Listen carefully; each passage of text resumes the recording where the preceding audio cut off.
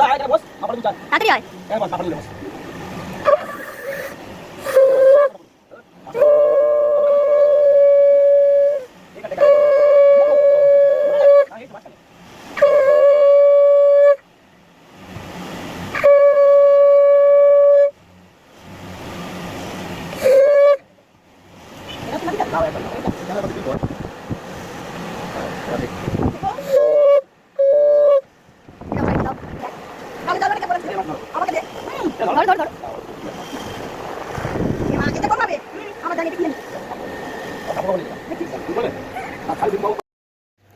নমস্কার বন্ধুরা, বন্দনার ক্রিয়েশন চ্যানেলে আপনাদের অনেক অনেক স্বাগত জানাই। আশা করছি আপনারা খুব ভালো আছেন এবং আমিও খুব ভালো আছি।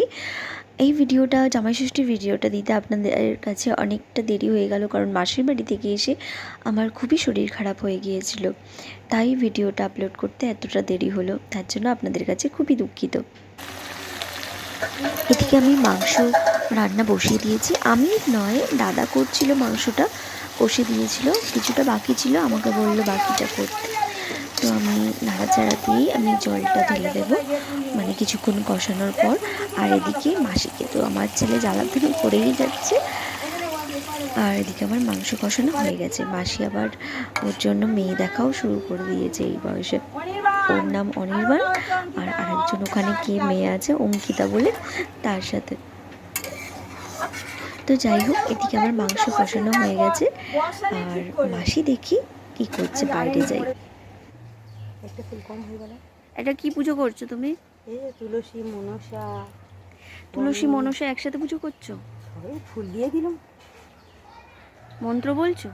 না, প্রতিদিন দাও ফুল, জল দাও প্রতিদিন? জল আর ফুল, ধূপ দাও? তুলি, ধূপ প্রদীপ তো দিতে হয়। ধূপ দিয়ে আবার কেন এইসব? ওইগুলো ছোট ঠাকুর ফুল গাছ, হ্যাঁ ওই গোড়াটা তুলে, গোড়ায় মনসা গাছের গোড়ায় ফুল দেওয়া রয়েছে। তুলসী গাছ, বেল গাছ, মনসা গাছ সব এক যা আছে ওরা। এটা বেল গাছ? এইটা বেল গাছ। এটা বেল হবে বড় হলে? এখানে কত বড় রাম তুলসী, ওই একটা ঘর। এটা তো বড় রাম তুলসী। একই গাছ ওটা। মাসিদের আম গাছে এবছরে খুব ফলন হয়েছে, আর পেঁপে গাছে তো ফলন হয়, ওই জন্য দেখুন একটা পাখি এসেছে। আর আমরা খাওয়া দাওয়া করে এরপর বেরিয়ে পড়েছি নূরপুর ফেরিঘাটে যাওয়ার জন্য। দাদা বলেছিল অন্য একটা মন্দিরে নিয়ে যাবে, রায়চকের ওই সাইডে, কিন্তু আমি বললাম যে না না থাক, আগের বছরে এসে তো নূরপুর ফেরিঘাটে গিয়েছিলাম, ওখানে খুবই হাওয়া দিচ্ছিল, আর ফেরিঘাটের ওখানে আমরা বসেও ছিলাম। আমার ভিডিও যদি আপনাদের এই পর্যন্ত ভালো লাগে তাহলে আমার চ্যানেলটি অবশ্যই সাবস্ক্রাইব করবেন এবং ভিডিওতে লাইক দিয়ে যাবেন। তো দাদা আমি এক সাইডে বসেছি আর অভিয়াজনটি অন্য সাইডে। তো প্রথমে মাসির বাড়ির সামনে থেকেই চলে যাচ্ছি টোটো করে মহেশ্বরায় গিয়ে নেমে এরপর আমরা বাসে উঠব, বাস বা অটো যে কোনো, কিন্তু আমি বলেছিলাম যে বাসেই উঠব। তো বাসে করে কখনো যাইনি, অটোতে গিয়েছিলাম বা টোটোতে গিয়েছিলাম। বাসে বসে আছি।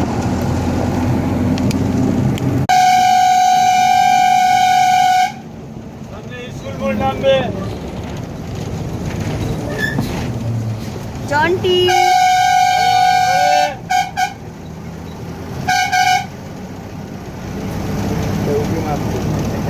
এক চোখ দেখাচ্ছে।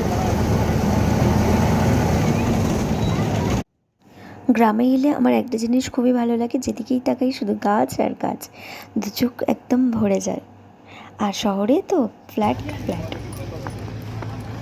এখন চলে এসেছি ফেরিঘাটে। এই দেখুন আমরা পৌঁছে গেছি।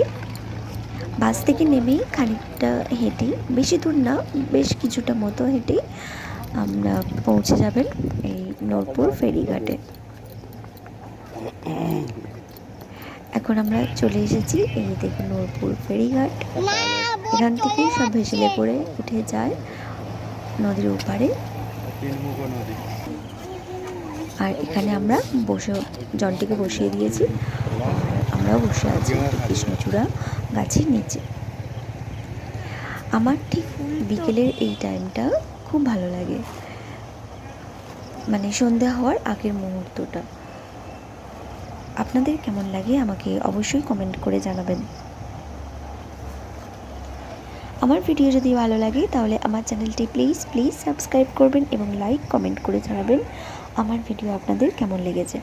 আবার দেখা হবে আপনাদের সাথে নেক্সট ভিডিওতে। জন্টি, অভি আর দাদা তিনজনে বসে আছে আর আমি এদিকে ভিডিও করে যাচ্ছি। ওরা তো আমাকে ডাকছে এখানে এসে বসবে, কিন্তু কি কার কথা শুনে আমি এসেছি মাসির বাড়ি ঘুরতে, তো আমি একটু ভিডিও করব না, তা কখনো হয়? তো এই স্মৃতিগুলোই আমার রয়ে যাবে এই ক্যামেরা বন্দি হয়ে।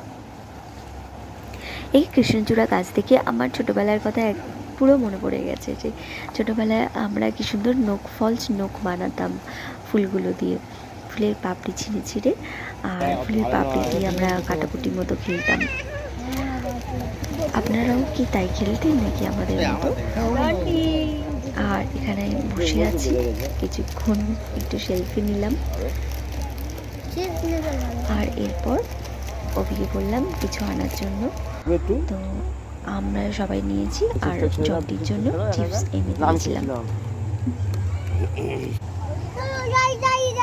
অনেকটা সন্ধে হয়ে গেছে, এই ভিসেলটা ছেড়ে দিলেই আমরা এবার বাড়ি চলে যাব।